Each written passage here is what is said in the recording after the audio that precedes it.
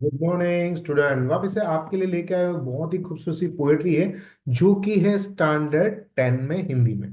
साधुपदेश, साधु का जो उपदेश होता है, जो अच्छे विचार होते हैं वो आज हम करेंगे क्वेश्चन आंसर्स, ग्रामर। और हाँ, सबसे पहले हम इस पोएम को अच्छी तरह से समझते हैं पॉइंट वाइज, एक एक पॉइंट जो आपके लिए बहुत ज्यादा जरूरी है। एंड हम ये स्टैंडर्ड 10 की ये जो बात है शुरू करते हैं। पर उससे पहले हम जान लेते हैं, हमारे इंडिया के अंदर, भारत के अंदर बहुत सारे सेंट हो गए एंड इतने बेहतरीन, इतने अच्छे कि जिसने हमने भारत की संस्कार संस्कृति की जो धरोहर है उसको अपनाया, उसको समझाया। भले उन लोगों का अलग अलग भगवान ईश्वर का नाम दिया हो, तरीका अलग था, परंतु मानने की जो श्रद्धा है वो अलग है। तो आज के हिसाब से क्या चल रहा है, आज बहुत सारे उसके सामने बहुत सारे हो चुके हैं, सब कोई अपनी बात बता रहा है और हर एक बंदे अपनी बातों को ही मनवाना चाहता है। प्रॉब्लम वहां आ जाता है। इसलिए मेरा जो साधु, मेरा संत, मेरा जो गुरु है वही सही है, बाकी कोई सही नहीं है। ये बात के ऊपर व्यंग यानी कटाक्ष कर रहे हैं कौन? हमारे काका हाथरस जी। अब ये काका हाथरस जी है कौन, हमें उसके बारे में जानना है। तो साधु उपदेश जो है वो आपकी एक व्यंग यानी कि कटाक्ष काव्य रचना है। और इसके माध्यम से जो आजकल देश दुनिया में और हमारे आसपास जो ढोंगी और अज्ञानी साधु है, यहां पर आपके गुरु के ऊपर आक्षेप नहीं लगाया जा रहा है, आप ये ध्यान मत दीजिए। आप ये देखिए कि जो इसके अलावा है, जो ढोंग करते, अज्ञान करते हैं, उसकी लीलावा करते हैं और बोलते हैं मैं सही कर रहा हूं, बाकी सब अलग है। और अगर कहीं पर पकड़े जाते हैं तो कुटिलता के द्वारा, गलत तरीके के द्वारा अपनी बात को प्रेजेंट करते भी नहीं है एंड वो सिर्फ दिखावा करते हैं। तो आपके मन में ऐसा होता होगा कि ये हंसमुख चेहरा जिसको काका हाथरसी जी क्यों कहते हैं? तो एक्चुअली काका हाथरसी जी जो है वो एक अग्रवाल समाज के बहुत ही अग्रगण्य व्यक्ति थे। और एक बार अग्रसेन जयंती चल रही थी, उस अवसर पर नवयुवक अग्रवाल मंडल के अंदर एक ड्रामा हुआ और उसके अंदर हमारे भाई साहब जी यानी कि काका हाथरस जी खुद उसमें एक समाज सुधारक की भूमिका निभाते हैं, यानी काका बन जाते हैं, चौधरी बन जाते हैं एंड बहुत सारी अच्छी अच्छी बातें लोगों को बताते हैं। और इतना बढ़िया अंदाज में बताते हैं कि तब से उसका नाम पॉपुलर हो गया और आगे जो भी बड़ा बूढ़ा बच्चा महिला, वो हर किसी काका हाथरस जी को हाथरस जी नहीं परंतु काका हाथरस जी कह रहे हैं। तो आपके लिए कुछ क्वेश्चंस है जो बहुत ज्यादा जरूरी है। देखो, 1985 के अंदर भारत सरकार ने सबसे बेहतरीन अवार्ड यानी पद्मश्री से सम्मानित किया। एंड सबसे बड़ी बात खास याद रखें, हिंदी अकादमी दिल्ली जो है वहां पर हर साल काका हाथरसी जी के नाम का पुरस्कार होता है, यानी काका हाथरसी पुरस्कार है। काका हाथरसी को पुरस्कार तो मिला है पर उसके नाम का भी एक पुरस्कार है जो बार बार पूछा गया है, खास याद रखिए। तो आज हम शुरू करते हैं।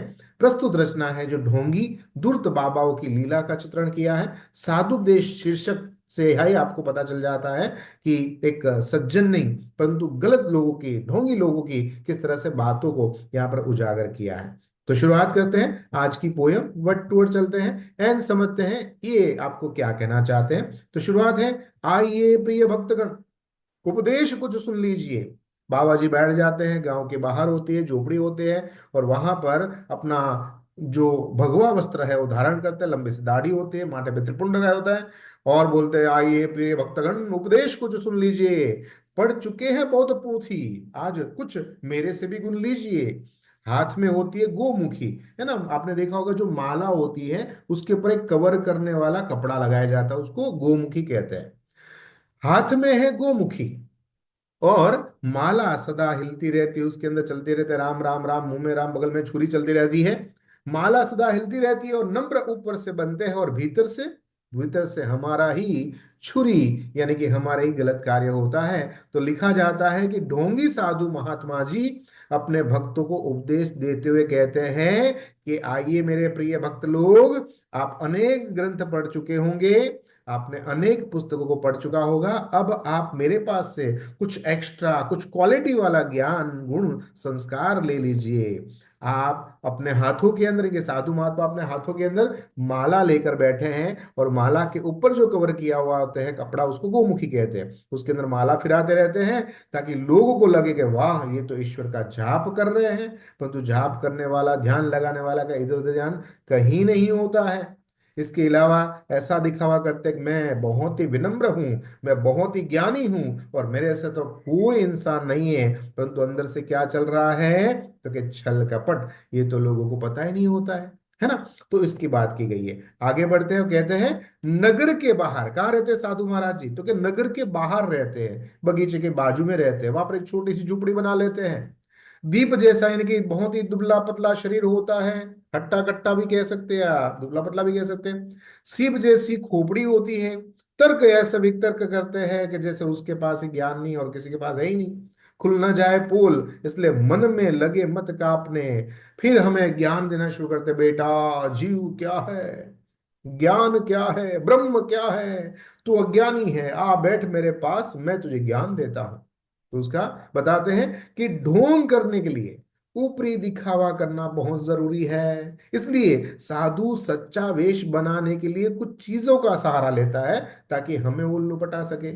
इसके अलावा साधु महाराज शहर से दूर किसी बगीचे के पास एक छोटी सी झुटिया, यानी कि कोपड़िया है, वहां पर रहते हैं, और उसके साथ सच्चा साधु दिखाई देने के लिए कभी कभी वो लोग कुछ मुंडन भी करते हैं, या फिर माथे पे बड़े से बाल लगा देते हैं। सर के ऊपर सिप की तरह चमकता रहता है उसका, और शरीर के पर चंदन है, गेरुआ रंग है, या कुमकुम का लेप लगाते रहते हैं, श्रृंगार करते हैं, ताकि शरीर चमकता हुआ दिखाई दे, और उसको देख के लगेगा वाह ये तो बहुत ही ज्ञानी है। यदि कोई उसके पास आके कोई विषय के ऊपर तर्क वितर्क ज्ञान की बात पूछे, तो अंदर से डर जाते हैं, पता नहीं अपनी पोल खुल न जाए, इसलिए कभी कभी तो चुप रहते हैं, डर जाते हैं, बल्कि हिम्मत के साथ कभी कभी निडरता की बात भी बोल देते हैं। और क्या बोलते हैं निडरता के बाद, कहते हैं कि बेटा तुम कौन हो, मैं कौन हूं। फिर चुप रह जाते हैं। कभी कभी स्लेट के ऊपर पेन से लिख देते हैं कि महोदय, अब जब ज्ञान नहीं मिल रहा है, या ज्ञान नहीं बता पा रहे, या समझा नहीं पा रहे, तो क्या बोलते हैं कि आजकल मैं मौन हूं, क्योंकि वही चीज है जो उसको धर्म के संकट से बाहर निकालती है।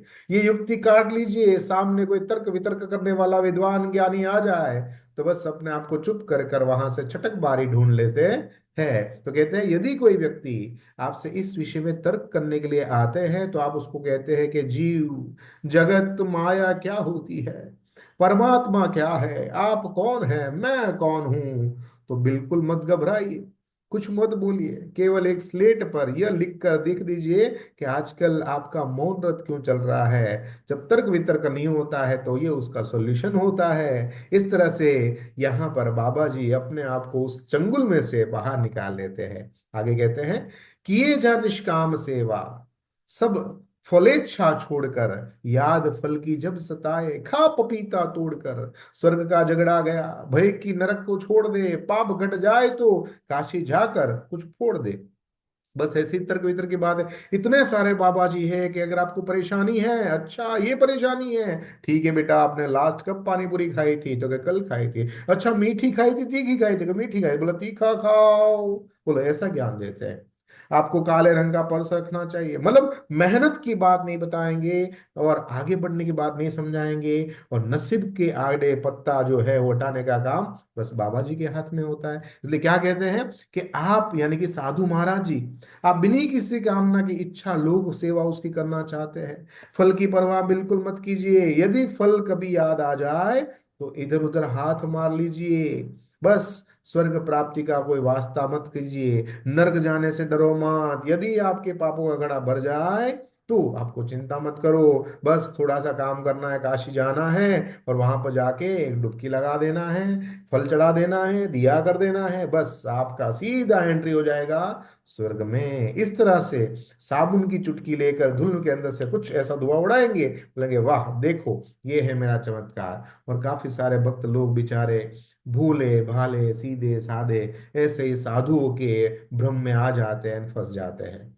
आगे कहते हैं क्या, आगे कहते हैं इसके क्वेश्चन आंसर्स, यानी कि एमसीक्यू में है, साधु के हाथ में डैश होनी चाहिए, साधु बाहर से कैसा होना चाहिए, साधु की देह कैसी चमकती है, साधु अपने क्या खुल न जाए पोल, साधु का देखकर विद्वान तर्क नहीं करते हैं। तो इन सब के आंसर आपको यहाँ पर मिल रहे हैं। तो आप उसको बैठ के शांति से लिख लीजिए। एंड कोई भी डाउट्स आए तो मुझे पूछिएगा, कमेंट्स जरूर करिएगा। एंड अब बात करते हैं एमसीक्यू, जो आपको पूछा जाता है बोर्ड एग्जाम में फर्स्ट टर्म में। आप उसको ध्यान से समझिएगा कि साधु जी का शरीर कैसा है, तो कि दिव्य और चमकता हुआ। साधु बाहर से कैसे है, तो कि एकदम नम्र है, विनम्र है।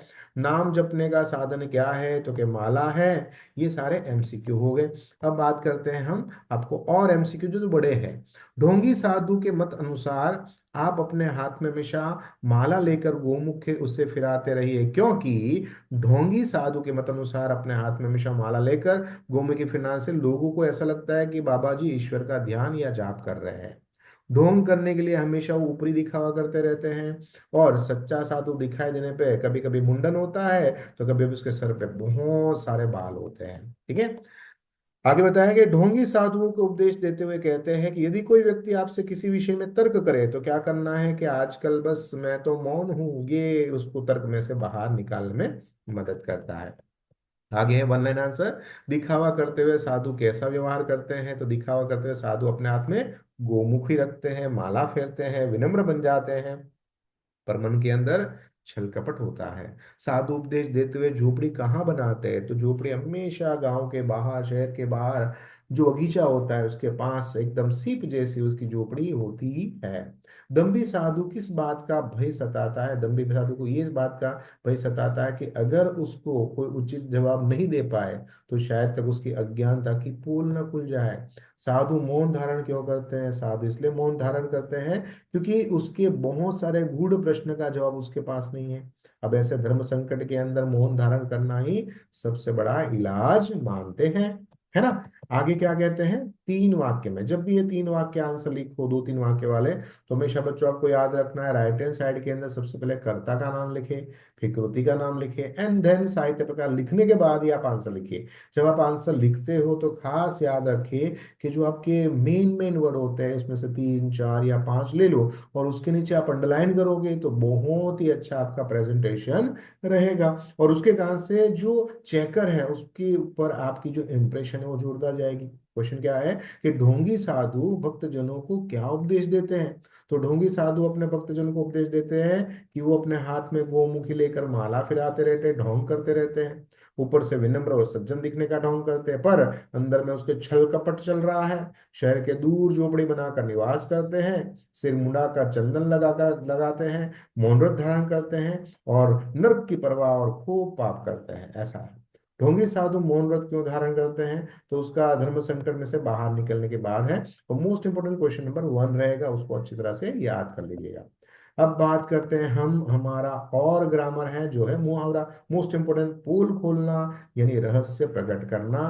ढोंगी बाबा की पोल खुल गई। कृतवाचक संज्ञा, कौन काम करता है ऐसा प्रश्न पूछो, जैसे उपदेश कौन देता है, धर्म कौन समझाता है, झगड़ा कौन करता है। उपदेश का आएगा उपदेशक, धर्म का धार्मिक, और झगड़ा का झगड़ालू। ये आपका कृतवाचक संज्ञा हो जाती है। देखो ग्रामर बहुत इजी है, आप ध्यान से समझोगे तो बहुत मजा आएगा। एंड यहाँ पर ऑपोजिट है प्रिय अप्रिय, नम्र उद्दंड, भीतर बाहर, भय निर्भयता, मौन मुखर, बोलने वाले को मुखर कहते हैं।